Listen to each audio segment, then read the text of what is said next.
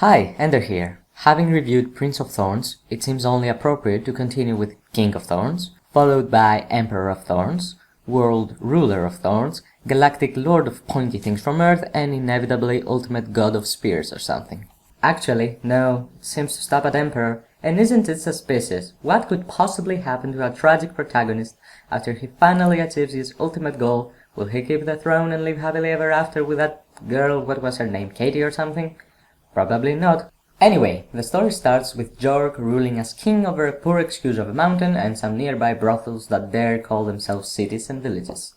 As it's the second installment in the series, the author tries the Godfather approach of two storylines, one with our little tyrant finding himself having to marry some kid while a huge fucking army is at his doorstep pointing at him every sharp stick they could get their hands on, and one with a little serial killer traveling around the world with his only friend in the universe, his orcs that pretend to be human, as well as Beast and Jean Grey, looking for allies and more likely a miracle to save his sorry ass from the Prince of Arrow. Who is the Prince of Arrow, I hear you asking? Well, you know how Jorg is like Hitler if Hitler was a toddler with the IQ of von Neumann? Orin of Arrow is the anti-Jorg, a knight in shining armor atop a proud white stallion, the dream of every damsel in distress.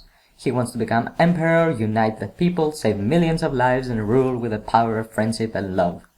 The pile of manure that we care about, on the other hand, wants the throne because some poor motherfuckers told him he could not have it, something that always works splendidly on teenagers. A common theme in the series, and an aspect of the character of Jorg that I really like, is that when he feels that his actions are directed by someone, he immediately stops, finds that poor bastard, and makes him regret the moment his dad thought it would be a good idea to suck his mum. Back on the narrative, one of the advantages of this dual story tactic is that you never know what is going to happen.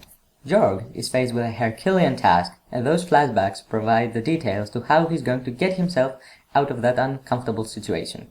As a matter of fact, Jorg knows nothing more than the reader, as he chooses to magically forget parts of his past in order to keep them safe from prying wizards. So, when he says, "I have no fucking idea what to do," he means it.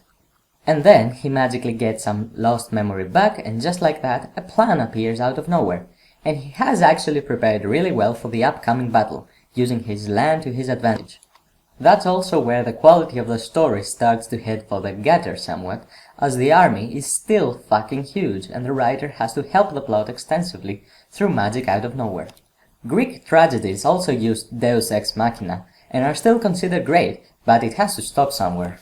You can't get out of every situation through magically appearing out of nowhere superpowers. That shit happens at least on 3 separate occasions.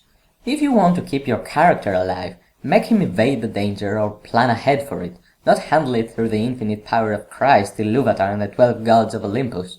For me, King of Thorns is pretty much the low point of the Broken Empire trilogy. The first-person perspective that felt so fresh in Prince of Thorns, while still keeping that originality, returns with a vengeance, and not even the addition of a second point of view can help the fact that shit happens and the reader just learns the fact that they happened.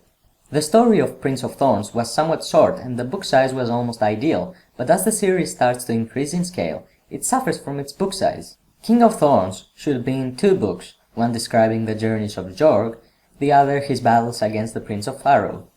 I don't want you to think that I didn't like it, because I did, and I read it as if my life depended on it, but it fails to deliver on my expectations after the first book.